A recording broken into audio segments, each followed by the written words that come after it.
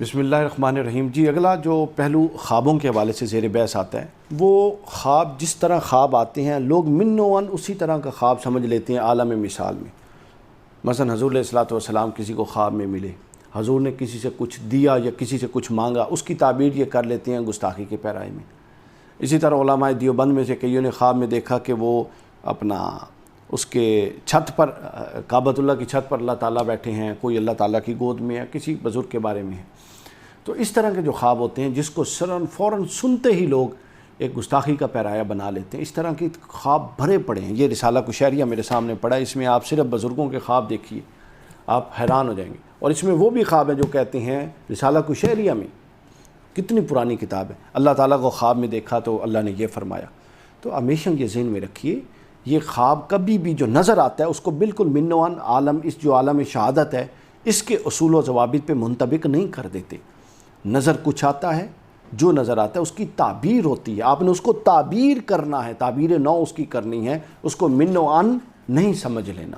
میں آپ کو دو چار مثالیں دیتا ہوں تاکہ آپ اس نقطے کو سمجھ جائیں۔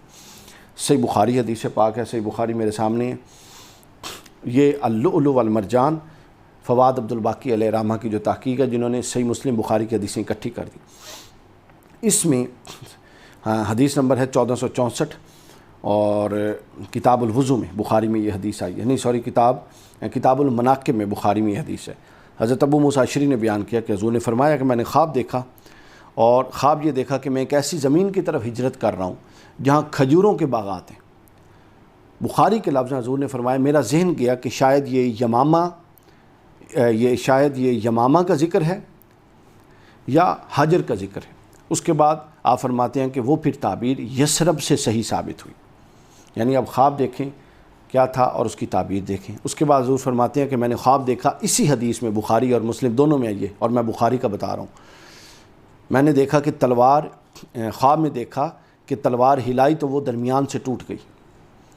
اب تلوار ہلائی ٹوٹ گئی، حضور علیہ السلام فرماتے ہیں کہ یہ اشارہ تھا، یعنی اس کی تعبیر جو ہے وہ یہ ہے کہ احد کی لڑائی میں جو مسلمانوں کو نقصان اور مصیبت اٹھانی پڑی۔ پھر اسی طرح دوسری مرتبہ اسے ہلایا تو وہ پہلی سے بھی اچھی ہو گئی۔ پھر یہ تعبیر تھی اس کی کہ وہ احد میں نقصان ہوگا لیکن اوورآل مسلمان غالب ہی رہیں گے اور کامیاب رہیں گے۔ اس کے بعد آگے فرماتے ہیں کہ میں نے خواب میں گائیں دیکھیں اور اللہ تعالیٰ کا جو کام ہے وہ بہتر ہے۔ ان گایوں سے ان مسلمانوں کی طرف اشارہ تھا جو احد کی لڑائی میں شہید ہو جائیں گے۔ اب دیکھیں گائیں کہاں اور احد کی لڑائی میں شہید ہونے والا مسلمان کہاں۔ حضور علیہ السلام نے فرمایا کہ یہ اللہ تعالیٰ کا امر ہوتا ہے کہ وہ کس طرح سے آپ تک خیر کو پہنچاتا ہے۔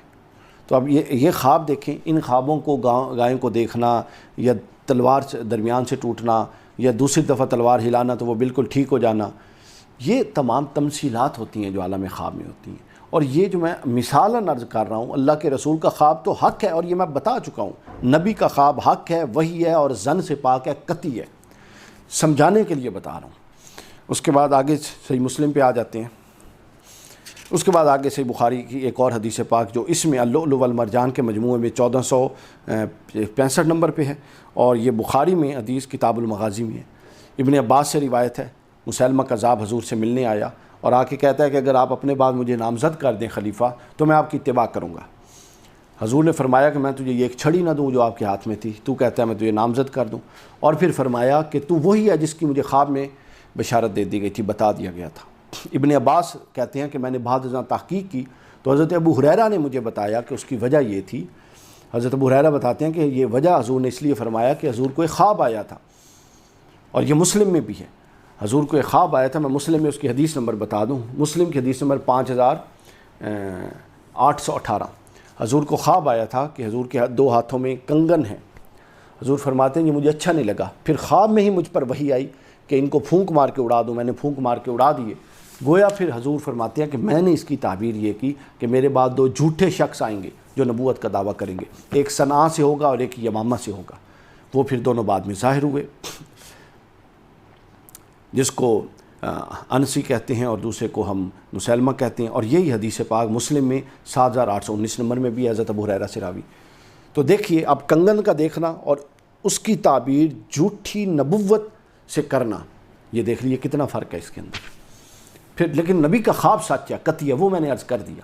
میں یہ سمجھا رہا ہوں، نقطہ یہ ہے کہ خواب کی نوعیت کچھ ہوتی ہے، اس کی تعبیر، خواب چونکہ ایک عالم مثال کی چیز ہے، یہ دنیا عالم شہادت ہے، اس کو منوان جب اس پہ منطبق کرنے اور سوچنے سمجھنے لگ جاتے ہیں، اوہ حضور نے آ کے یہ فرما دیا، اور یار اس نے یہ دیکھ لیا، اس نے یہ دیکھ لیا، اور تعبیر اس کی نہیں کرتے۔ وہ ایک واقعہ ہے جو عالم مثال میں ہوا، عالم شہادت میں آپ اس کو تعبیر کر کے بیان کر رہے ہیں، منوان وہ ہو نہیں سکتا۔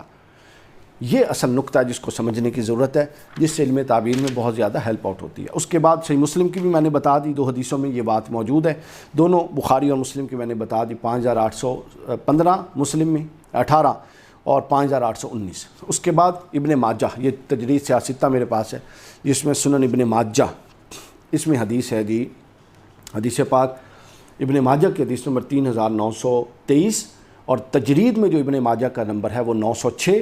اور یہ جو حدیث جو میں بیان کرنے لگا ہوں حضرت ام الفضل سے مروی ہے، حضرت قابوس بیان کرتے ہیں کہ ام الفضل نے عرض کیا یا رسول اللہ میں نے خواب دیکھا ہے، اور خواب کیا، حضور کے جسم کا ایک ٹکڑا کٹ کے ان کی گود میں گرا، ان کے پاس گرا۔ اب وہ پریشان ہو گئیں کہ یا رسول اللہ میں نے ایک پتنی عجیب خواب دیکھ لیا۔